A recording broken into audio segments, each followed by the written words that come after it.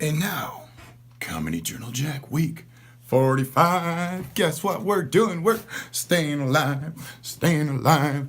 Why am I trying to sing? I don't even have my full voice. That never stopped me before, did it? This week, week 45, the 11th, it's already in the description, whatever, you don't even read that, do you? 14, 15, 1540, 1540. This is Saturday the 25th. 1540, Saturday, 25th of November, 2017. Jim says to me, because we're eating Chinese, we've ordered Chinese food, and he says, what is the best way to eat Chinese food? I can see where he's coming from. I said, in the dark.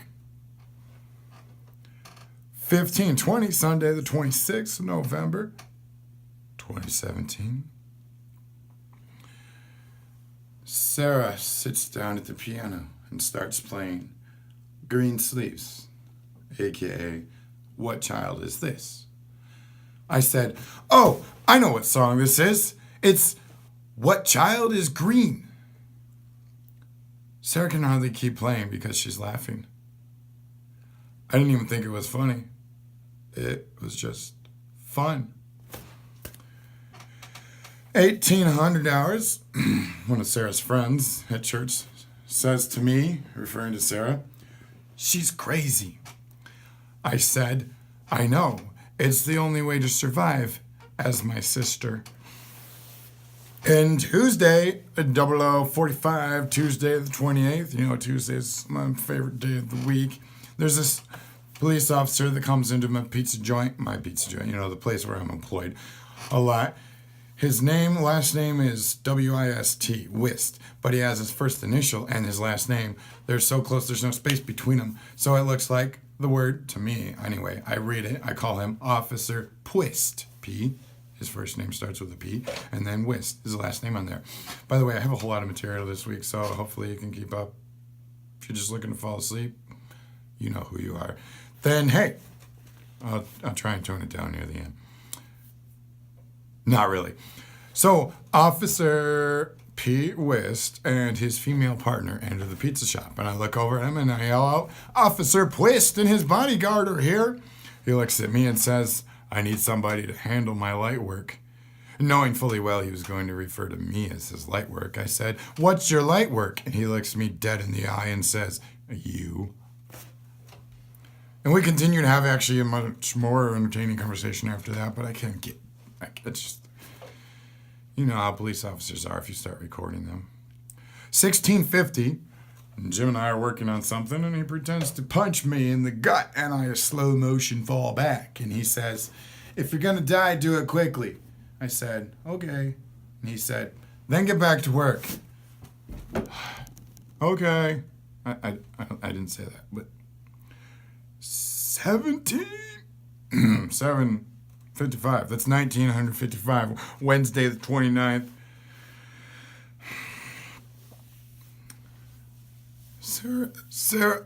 Sarah is looking through an ad and sees a handheld Frogger game. And she says, I should get this for Steven, our oldest brother, because I don't know what it is, which means he probably knows what it is. 0000. That's midnight, Thursday the 30th.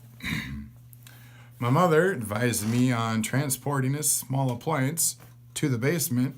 Says, don't step on the cord. I said, if I do, I won't blame you now. And then 1735, a friend of mine with who I was conversing over this I don't know, this might get confusing. Try and bear with me. Oh, no, this is Jim. Should label my information a little better. So Jim texts me, says, how sad is it that while a dog is barking at me, I am treating it like a gossip conversation? I said, I think it's a fabulous creative method of coping.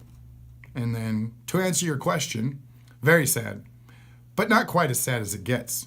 He said, there is another level. 1, 2, 3, 4 explanation, with 4 explanation points. I said that right? I said, many more. Yeah, so he says, there's another level of how sad it is. I said, many more. He said, am I chasing or passing you? I said, do you really have to ask? So then this other friend that I thought that one was before I reread it anyway, at 1650, forget all that mumbling I just did.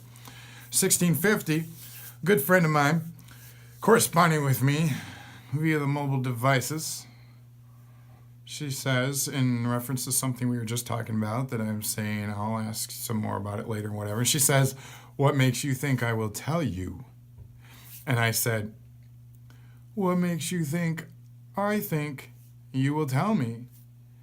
She says, what makes you think I think you think I will tell you? To which I answer, your confirmation of it in the question which prompted my question. She says, you ruined it, with a frowny face. I said, you mean I beat you in the game? Sorry, too analytical apparently. She said, technically you lost because you ended it. I said, allow me to knock the dust off the rule book and send it to you. Not sure I'll have time to do that anytime in the next 100 years, though. She said, now you definitely ruined it. I said, sorry. Not sure what possessed me to do that. I suppose I just thought it would be interesting to take a different route this time. I also suppose it wasn't nearly as interesting as I might normally hope. She says, so we both failed. I said, how do you figure you failed? She said, because you tried to turn it to something else and I failed to catch it. I said, I see. I do appreciate your desire to have played along. That's no small deal. Though it's not really a very serious deal either. But it kind of is, almost. She says, you're very good at almost contradicting yourself. I said, you can say that again. And 0045 Friday, that's quarter to 1 a.m. And it's December 1st. 0045 Friday, 1st of December. I like to keep those in particular order.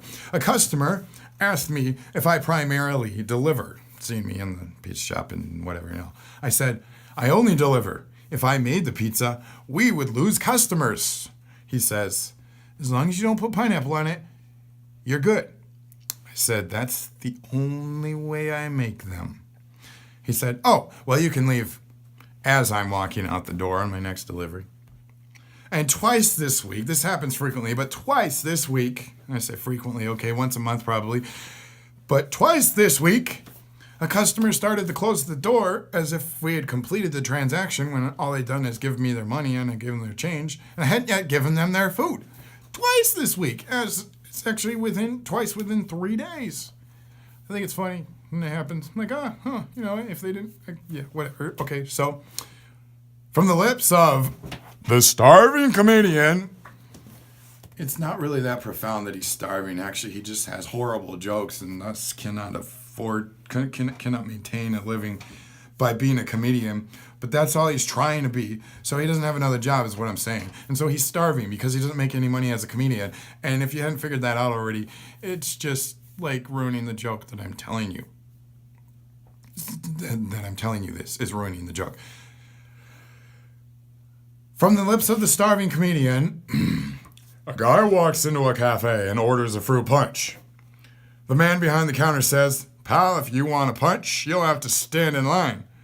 The guy looks around, but there's no punchline. So go away now. That's it. There's no punchline. Bye.